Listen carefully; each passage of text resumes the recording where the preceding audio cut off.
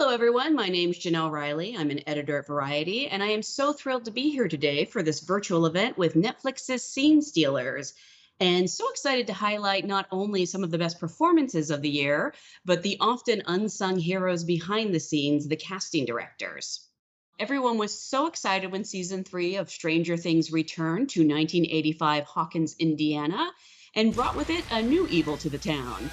This SAG award winning ensemble was joined by Maya Hawke, who quickly became a fan favorite as Robin, a fellow Scoops Ahoy employee with Steve, who became part of the gang. We also have joining us Carmen Cuba, who has cast so many of your favorites from Magic Mike to The Martian, and she's been with the show from the very beginning. Welcome. Thank you for being here. Thank you for Yay, having us. Thanks for having us. Stranger Things is a cast full of scene stealers and such a wonderful ensemble. Maya, I'm curious, were you a fan of the show when this audition came your way?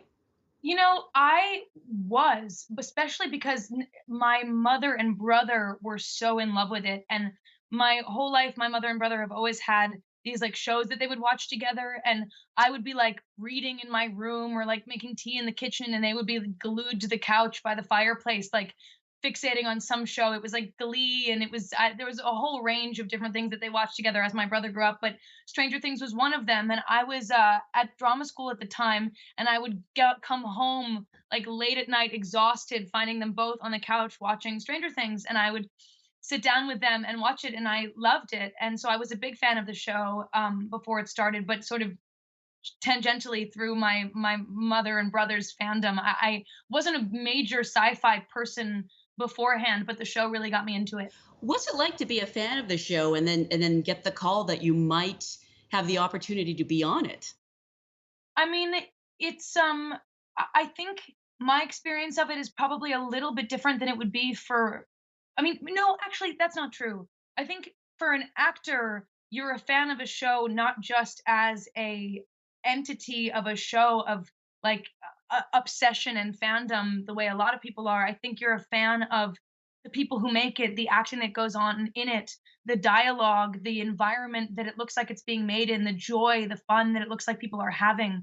So I didn't have like a fandom reaction. I had a thrilling reaction to the idea of being like, oh my God, I could be a piece of that world. Like I could get to say that dialogue that the Duffer Brothers write so intelligently and so specifically for those actors. They could write for me. It was sort of that kind of excitement rather than like a fandom like, oh my God, I'm going to be on Stranger Things reaction. It was more of a creative excitement, if that makes any sense. I. This is my first day here. And another one bites the dust. You are 0 for 6, Popeye. Yeah, I can count. You know that means you suck. Yep, I can read, too. Since when? It's this stupid hat. I am telling you, it is totally blowing my best feature. Yeah, company policy is a real drag. And Carmen, you built such a beautiful ensemble from the start. When you're adding such a significant new character to a show, where does the discussion begin with the Duffer Brothers? Do they give you an outline of the season? Do they show you scripts? Is it just sort of long conversations about what they're looking for? Generally, with them, they start talking about characters as soon as they start thinking about them. So, um, and that's usually before they start writing them. And then so just so that I can sort of start looking out, because they know that I'm always casting a bunch of things, and I can always sort of pretend to be looking for one thing while I'm looking for another. And especially with this show, we have to do a lot of that, sort of keeping the secret. So yeah, I mean, we knew that this was going to be a big character. I knew that it would be a challenge to cast. Certainly by season three, you know that whoever's going to be put in the part has to work a certain kind of way with hours and with the kinds of directors we have and the conditions and be able to do a certain kind of dialogue and a certain kind of acting against what are the balls of the fake, what am I talking about, the monsters, fake monsters. Yeah. Yeah. Monsters, Yeah. yeah. Fake all of that. And Maya's story is interesting for me in that a lot of times when I'm looking for people, um, I ask other actors for actors who they love, and theater actors for theater actors who don't have agents, that kind of thing. And I was actually casting Boy Erased, and Lucas Hedges told us about Maya for that. And so that was my introduction to Maya, which was, pretty good company to have been introduced through. And so we auditioned her for that, and she was quite right. But the minute I saw that, I knew that she was going to certainly be part of our process for this part.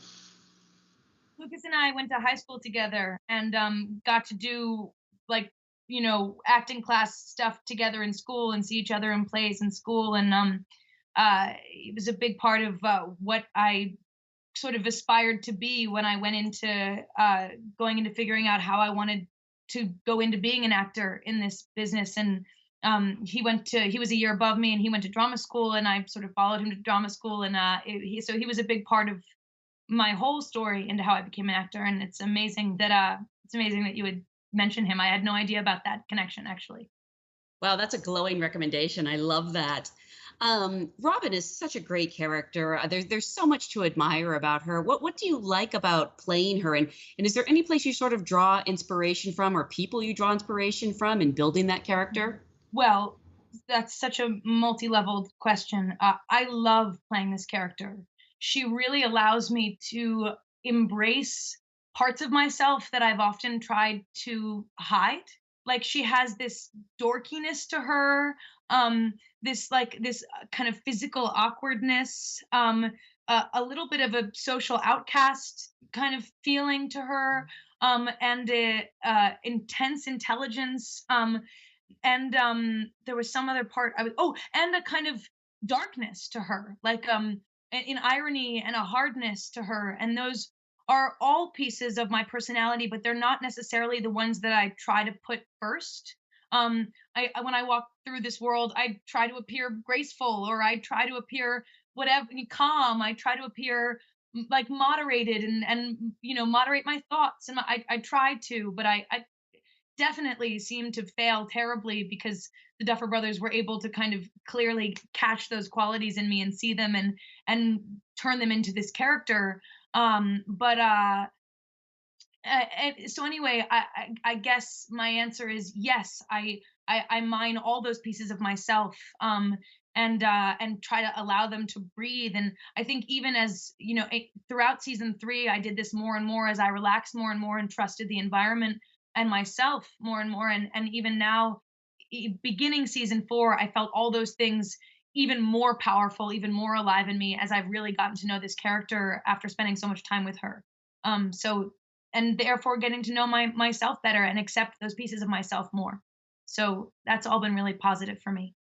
It's a very tricky thing to step into, because especially as each season passes, because that core original group is very comfortable with themselves, with their characters, with the process, with the directors. So, you asked what's it like adding cast members. Well, that is a big challenge, because you have to really sort of test however you can how this person will be able to step into their character while also stepping into this phenomenon. And my did a great job of doing that, but she's being very honest. It's a vulnerable position to be in, for sure, and especially because of the way that the Duffers write to the actor that we cast. You are stepping into a lot about yourself that is funny or awkward, or that's the stuff that is the connective tissue of the characters on Stranger Things. People really took to this group. They're sort of calling them the Scoops Troop, which is Robin and Steve and Dustin and Erica. You guys all had great chemistry together. I know that this is work, but was it as much fun as it looks like, getting to act with them? Yes, it was incredibly fun. I mean, the chemistry of that group, I felt so fortunate. Joe was an incredible leader.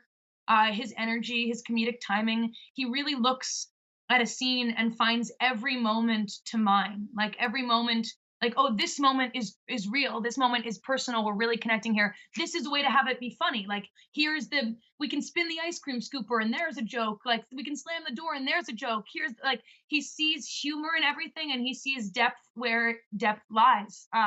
And So he was an incredible leader, and Gaten and Priya are so unbelievably talented. Priya was definitely gets most likely to succeed, like most prepared, most intelligent, most hardworking, and Gaten and Joe's love of the show, their comfort, their chemistry together, the whole thing really, I felt we came together really well, and it was an honor to be a part of that group of unbelievably talented young people.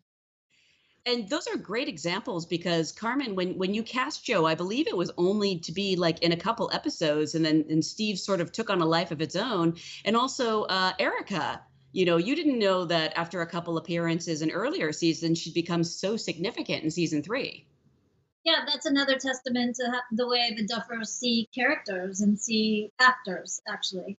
Because when they feel a certain chemistry, it just sort of takes off. That guides the story. And each season we see more and more of that. And even when they're writing, when we're casting, they've sort of written this framework of an idea of the character. We have sides for them to read. Sometimes they're fake sides, sometimes they're the actual sides, but they really have a process where until they see the actor that sort of brings it to life in a way that they hadn't imagined, they don't cast that part. And then, but once someone's cast, it's on. This may sound like kind of a strange question, but when you're casting for a show like this, how do you know if actors will be able to act opposite a tennis ball? Is there a way to test that in the audition process, or is it a learning on the job sort of thing? We don't test it, funny enough. I think it's more about imagination and curiosity. I think it's for us. I think you can tell in the work that we do. Like Maya had to read opposite Joe. I was just gonna call him Steve. Opposite Joe, and you can see the way they work together. I think in general for actors, at least what I've seen so far, this kind of thing where they have to act opposite a tennis ball. I really think it goes back to curiosity and playfulness and sort of lack of, in a way, self-consciousness. It's like all the things that Maya said she had to step into. It's like if they're just open and, for this show, there's a joyfulness, I think, that the characters have despite going through all this stuff in a connective tissue. And I just think that that's so far worked out for us, at least. And Maya, what did end up being the biggest challenge for you on season 3? The hardest thing for me on this show is that joyfulness, because like so many horrible traumatic things happen to these characters, and I remember all of these moments where I would come up to Sean or the Duffers or Uda, and be like, wait, so you're telling me like the tone of the scene is that we're making jokes here, like but you know what's happening, right? Like we know what's happening and we're not stupid, so what?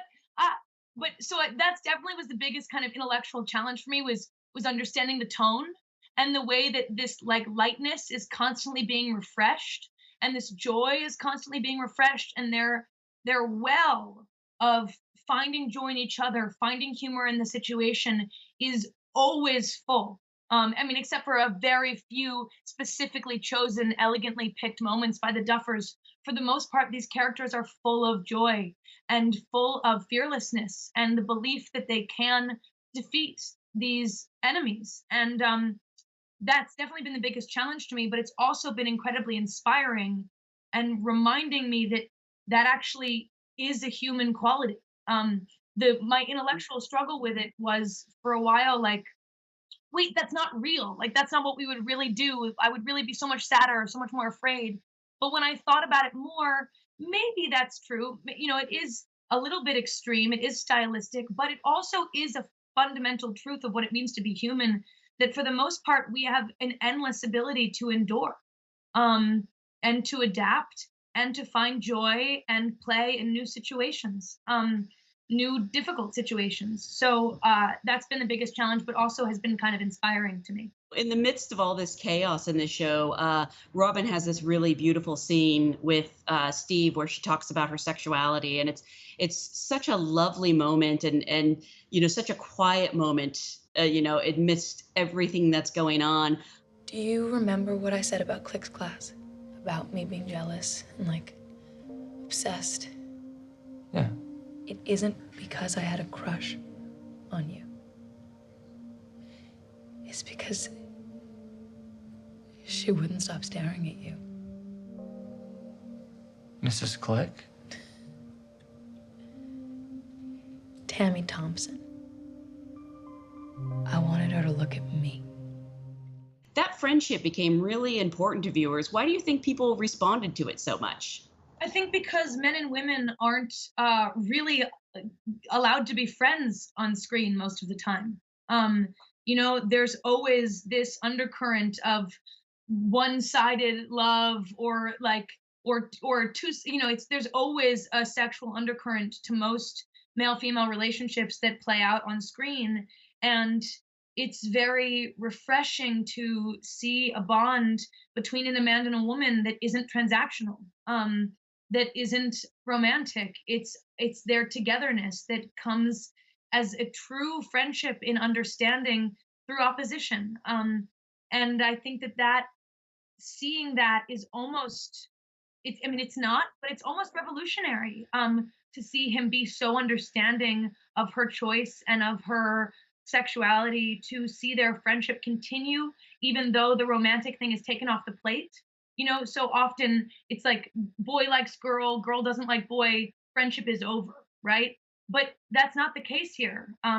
The sexual element is taken out of their relationship, and the relationship goes stronger. And I think that is a pretty revolutionary thing. Well, like everyone else, I cannot wait to see what happens in season 4. Thank you, Maya and Carmen. That was so insightful. And thank you, everyone, for watching today. Please check out Stranger Things, streaming now on Netflix.